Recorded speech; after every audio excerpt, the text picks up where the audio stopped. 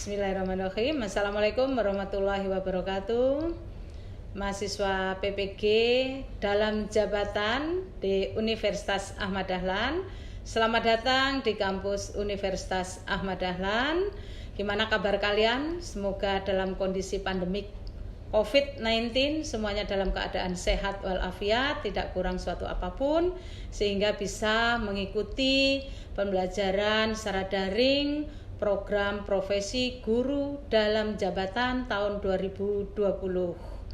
Semuanya tetap semangat. Mudah-mudahan semangat semuanya sehingga bisa menyelesaikan dengan sukses. Harapan kami seperti itu. Namun demikian, perkenalkan dulu, saya Dr. Tri Kinasih Handayani, Magister Sains, yang akan membersamai saudara-saudara mahasiswa PPG dalam jabatan tahun 2020 yang akan dimulai pembelajarannya pada tanggal 7 hari ini, pada tanggal 7 Agustus 2020 sampai nanti belajar secara daring 3 bulan ke depan. Mudah-mudahan di akhir nanti semua Anda sudah melakukan pembelajaran dengan secara daring atau online, dan pada akhirnya mudah-mudahan semuanya lulus dengan mendapat predikat guru profesional. Harapan saya seperti itu. Semoga nanti dapat sertifikat pendidik melalui pembelajaran yang bergabung dengan program profesi guru, pendidikan profesi guru atau PPG dalam jabatan tahun 2020 dengan Fakultas Keguruan dan Ilmu Pendidikan Universitas Ahmad Dahlan. Baik, saudara-saudara mahasiswa PPG Daljab, disingkatnya biasanya dalam jabatan itu Daljab tahun 2020, kita akan memasuki orientasi dengan materi pembelajaran abad 21. Oleh karena itu, mohon nanti disimak tayangan saya berikut ini. Bismillahirrahmanirrahim. Bapak Ibu mahasiswa pendidikan profesi guru dalam jabatan tahun 2020, mari kita memasuki materi kali ini, yaitu pembelajaran abad 21. Kalau kita sekarang berada pada abad 21, kalau kita merefleksi guru masa lalu, kalau Bapak Ibu kan guru masa yang akan datang, jadi guru masa lalu itu senantiasa menggunakan metode ceramah. Jadi kurang variasi. Yang biasa digunakan tatap muka dengan siswanya itu biasanya banyak menggunakan ceramah. Kalau banyak menggunakan ceramah, jadi biasanya pembelajarannya itu berpusat pada guru atau disebut teacher-centered learning, ya. Oleh karena itu yang aktif gurunya sehingga siswanya menjadi pasif. Nah, itu yang tidak kita inginkan, ya. Oleh karena itu, guru yang ideal itu hendaknya selalu inovatif, ada pembaruan, ya. Tentu saja kalau inovatif ya jangan takut gagal. Jadi tidak takut gagal, ya. Penuh ide-ide kreatif, ya. Menguasai dunia digital karena zamannya sekarang harus menguasai dunia digital. Nanti kalau tidak dikuasai oleh gurunya, kalah dengan muridnya. Oleh karena itu penggunaan ICT itu sangat perlu untuk belajar. Sehingga murid nanti dapat belajar secara maksimal kalau gurunya menguasai ICT. Oleh karena itu guru itu merupakan orang-orang yang hebat mestinya kalau dia profesional. Katanya kalau orang hebat dapat melahirkan beberapa karya bermutu, sedangkan guru bermutu melahirkan orang-orang yang hebat. Nah, harapannya seperti itu. Karena guru, kau penyuluh hidup kami. Nah, makanya bagi siswa, bimbinglah kami untuk kejayaan yang cemerlang. Itu harapan dari murid-murid, anak didik dari Bapak Ibu guru semua, ya. Nah, pembelajaran abad 21 ini merupakan gerakan global untuk mendefinisikan kembali tujuan-tujuan pendidikan, mentransformasi cara belajar yang dipraktekkan setiap hari, serta memperluas rentang pengukuran dalam hasil belajar siswa, yang keseluruhannya itu bertujuan untuk menghadapi kebutuhan baru di abad 21. Ya. Oleh karena itu, karena kita berada pada abad 21 dan tuntutannya, guru harus bisa belajar dengan cepat terkait inti materi dari bidang pengetahuannya. Di samping itu juga harus menguasai pedagogisnya atau pembelajarannya atau strategi pendekatan metode ya, juga ada inovasi-inovasi teknologi dan kecakapan karir yang diberikan untuk bekerja dan hidup. Oleh karena itu, karena kita berada pada masa digital, pembelajaran secara digital, hendaknya itu pedagogiknya efektif, kemudian ada feedback, ada refleksi ya, kemudian sehingga Bapak Ibu juga dalam assessment itu menggunakan hal-hal yang challenging atau menantang dan transparan ya, tentu saja dengan menggunakan soal-soal yang hot atau higher order thinking skill atau disingkat biasanya HOT. Tentu saja kita menggunakan kurikulum yang relevan dan kontekstual dengan saat ini ya. Saat ini. Mohon maaf. Sehingga harapannya tumbuh kreativitas, juga rasa kebersamaan dengan kolaborasi ya dari siswa, dan siswa juga bisa mengungkapkan kecakapannya atau kemampuannya dengan melalui suara dari siswa-siswa kita. Harapannya seperti itu ya. Nah, kalau kita lanjutkan dengan kerangka kompetensi abad 21, di sini Bapak Ibu bisa melihat tayangan tampilan berikut ya. Di sini ada core subjek dari pembelajaran tema-tema pembelajaran abad 21, ada kehidupan dan karir. Nah, kehidupan dan karir hendaknya fleksibel dan adaptif. Nah, adaptif ini penting, harus bisa menyesuaikan ya, menyesuaikan diri dalam kondisi apapun. Berinisiatif dan mandiri. Kemudian keterampilan sosial dan budaya, tidak kalah pentingnya ini, ada keterampilan sosial dan budaya, sehingga produktif dan akuntabel, serta kepemimpinan dan tanggung jawab. Itu life dan career skill, itu kalau dijabarkan seperti itu. Sedangkan learning and innovation skill, ya, pembelajaran dan inovasi, ya, pembelajaran dan inovasi meliputi kreatif dan inovatif ya, inovatif itu suatu yang baru, terus kreatif juga menghasilkan karya-karya yang kreatif, itu berpikir kritis, menyelesaikan masalah, jadi critical thinking ya, serta ada kemampuan komunikasi dan kolaborasi. Kemudian kerangka kompetensi abad 21 yang lain adalah information, media, and technology skills. Jadi informasi, media, dan teknologi hendaknya kita semua itu melek. Melek itu maksudnya ya melek informasi, melek media, melek TIK.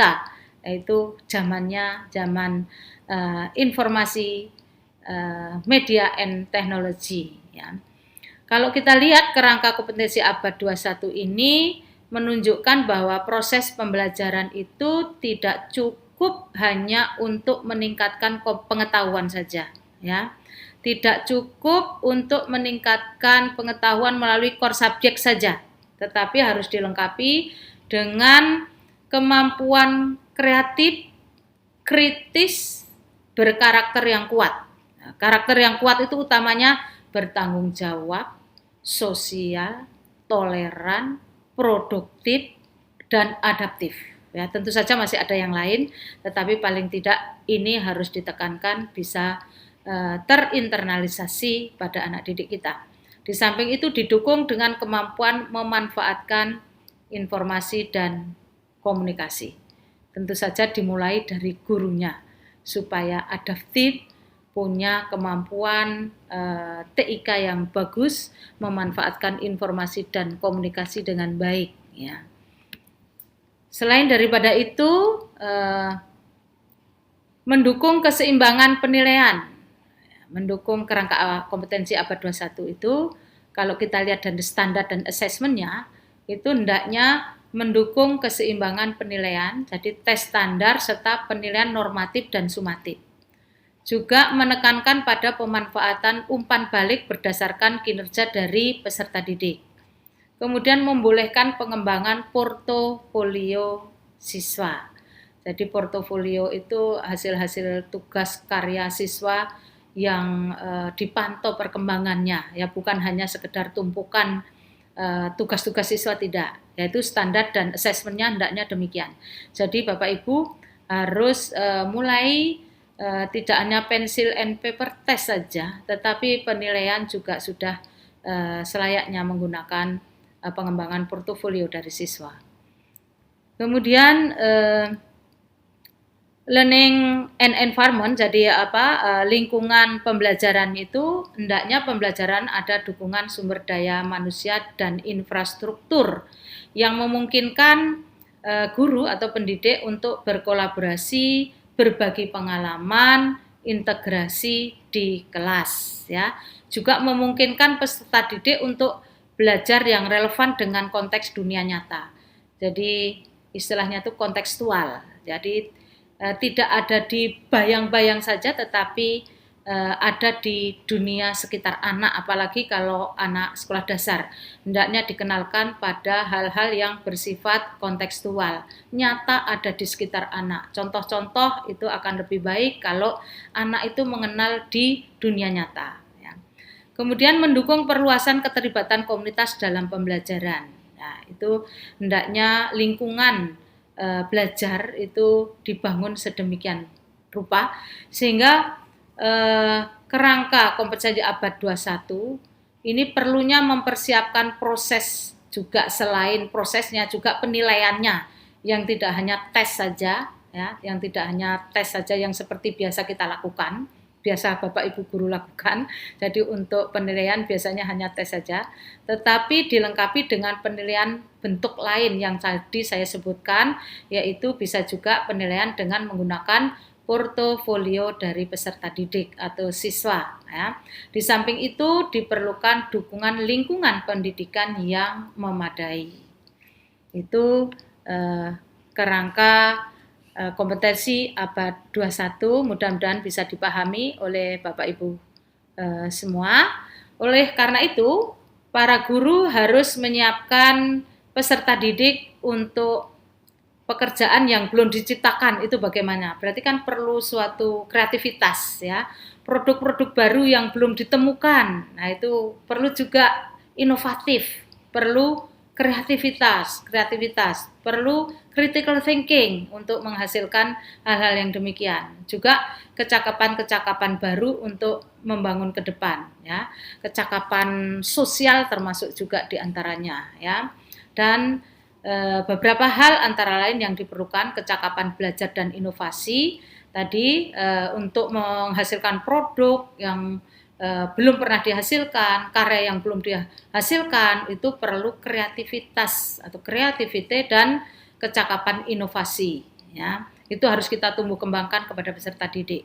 Juga kecakapan critical thinking atau berpikir kritis dan problem solving, ya, pemecahan masalah, sehingga siswa atau peserta didik dibiasakan untuk berpikir kritis, juga menghadapi memecahkan masalah, itu supaya terbiasa. Kalau terbiasa nanti akhirnya akan membudaya, dan itu menjadikan hal yang memang kita perlukan pada abad 21, harus punya kecakapan berpikir kritis dalam memecahkan suatu masalah. Di samping kecakapan komunikasi dan kolaborasi, ya, harus kita tumbuh kembangkan bagi anak didik kita, apalagi pada guru-gurunya, pada pendidik harus jauh lebih baik, ya.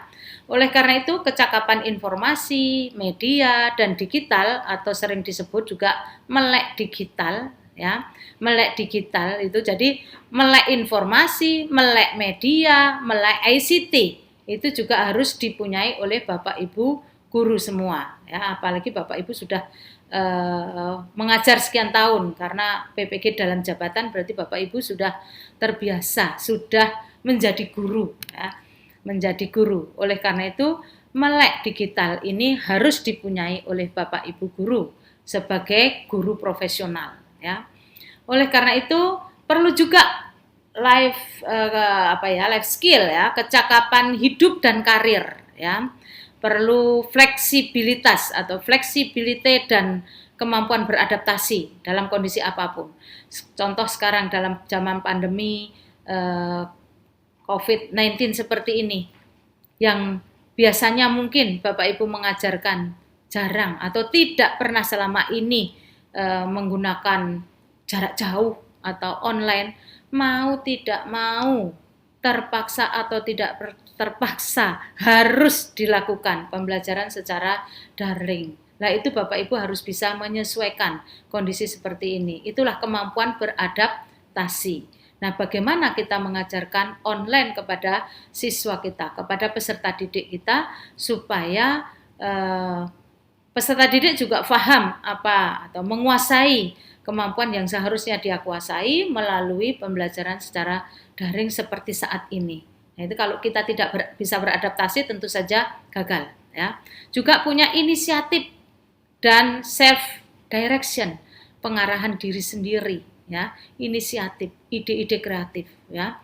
Juga mempunyai kecakapan sosial dan lintas budaya. Ya. Juga produktivitas dan akuntabilitas. Produktivitasnya harus tinggi walaupun zaman kondisi yang seperti ini, tetapi tetap kita harus berkarya, menghasilkan suatu produk. Produknya harus bisa dipertanggungjawabkan ya. Juga harus ada kemampuan untuk kepemimpinan atau leadership dan responsibility dalam segala hal. Jadi kepemimpinan baik itu harus dikuasai oleh Bapak Ibu guru, juga harus ditularkan, dididikkan kepada peserta didik supaya peserta didik juga punya kemampuan leadership dan responsibility, tanggung jawab. Oleh karena itu metode pembelajaran pada abad 21 tampaknya ini agak berbeda dengan pembelajaran masa lalu. Jadi pembelajaran itu hendaknya sekarang ada pembelajaran yang namanya otentik. Pembelajaran otentik. Apa itu Bapak Ibu guru pembelajaran otentik? Jadi belajar dari permasalahan dan pertanyaan dari dunia nyata. Ya, otentik, nyata, kontekstual. Jadi kita belajar dari apa-apa yang ada di dunia nyata, ya, yang kontekstual. Itu yang kita sebut dengan pembelajaran otentik. Ya. Juga ada istilah lain, pembentukan mental model. Jadi menggunakan model fisik dan virtual. Di virtual itu maya, dunia digital, untuk meningkatkan pemahaman, ya, pemahaman siswa tentu saja. Nah, untuk membuat seperti itu tentu saja perlu inovasi dan kreativitas serta berpikir kritis tentu saja, ya. Juga ada motivasi internal, ya, motivasi internal, ya, itu mengidentifikasi dan menggunakan hubungan emosi yang positif dalam pembelajaran. Jadi menggunakan hubungan emosional yang positif ya. Sehingga kalau emosional positif, insya Allah nanti pembelajaran juga akan menyenangkan. Ya.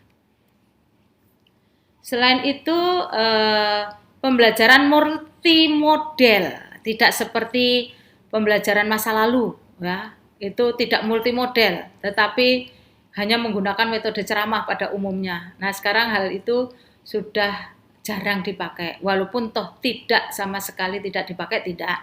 Kadang-kadang memang metode ceramah juga diperlukan, namun tidak seutuhnya menggunakan satu metode ceramah, tetapi menggunakan multi model atau multi metode. Model dan metode biasanya berbeda ya. Multimodel kita sebut saja, itu juga maksudnya metode pembelajaran yang aneka macam, menerapkan metode pembelajaran multi metode. Jadi tidak hanya terfokus pada satu metode saja ya. Kemudian pembelajaran sosial, menggunakan kekuatan interaksi sosial untuk mengembangkan dampak belajar. Nah, tentu saja kompetensi sosial dari Bapak Ibu juga harus berkembang, dari siswa juga harus kita tumbuhkan, sehingga rasa empati, rasa toleransi, saling menghargai, dan sebagainya, yang kompetensi sosial itu hendaknya kita tumbuh kembangkan, juga Bapak Ibu juga berkembang kompetensi sosialnya. Oleh karena itu ada pembelajaran sosial, menggunakan kekuatan interaksi sosial untuk mengembangkan dampak belajar ya. Selain itu ada pembelajaran internasional, karena zaman sekarang sudah digital, seolah-olah tidak ada batas antara satu negara dengan negara yang lain ya. Jadi perlu wawasan untuk menggunakan wawasan global ya, pembelajaran internasional, menggunakan dunia sekitar untuk mengembangkan keterampilan belajar mengajar. Tentu saja sudah wawasannya global, tidak hanya nasional ya, tidak ada nasional. Jadi itu antara lain ya. Baik Bapak Ibu, dari beberapa materi yang kita bahas pada hari ini, khususnya penguasaan pembelajaran pada abad 21, mudah-mudahan Bapak Ibu bisa memahami apa yang harus dipersiapkan sebagai guru di abad 21, apa-apa yang harus dikembangkan pada diri peserta didik sehingga kita berada pada era abad 21 itu tidak seperti pada masa-masa lalu yang hanya teacher centered ya, teacher centered, tetapi sudah berubah aktifnya itu di siswa, bukan pada gurunya. Dan mudah-mudahan Bapak Ibu semua bisa memahami serta mengimplementasikan pembelajaran atau materi ini kepada peserta didik di sekolah masing-masing sehingga tujuan pembelajaran abad 21 bisa terwujud. Itu saja yang bisa saya sampaikan. Besok bila ada hal-hal yang kurang berkenan atau yang belum jelas, bisa kita diskusikan bersama-sama di lain kesempatan. Assalamualaikum warahmatullahi wabarakatuh.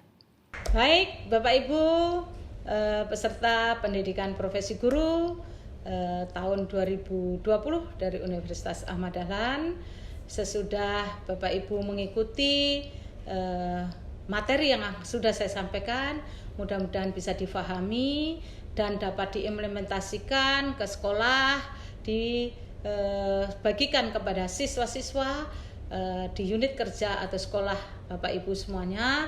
Di samping itu mudah-mudahan bisa menambah wawasan dari Bapak Ibu terkait dengan pembelajaran abad 21 sehingga hal ini memberikan penguatan bagi Bapak Ibu untuk meningkatkan kompetensi profesional khususnya bagi calon guru profesional bidang pendidikan SD ya, sekolah dasar, sehingga sesudah Bapak Ibu mengikuti PPG dalam jabatan PPG Daljab 2020, harapan saya mudah-mudahan tetap semangat, sukses sehingga tercapai apa yang menjadi cita-cita Bapak Ibu untuk menjadi guru profesional yang ditandai dengan kepemilikan sertifikat pendidik, dan itu bisa ditempuh karena Bapak Ibu mengikuti PPG dalam jabatan tahun 2020 saat ini.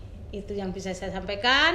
Tetap semangat, mudah-mudahan sukses. Assalamualaikum warahmatullahi wabarakatuh.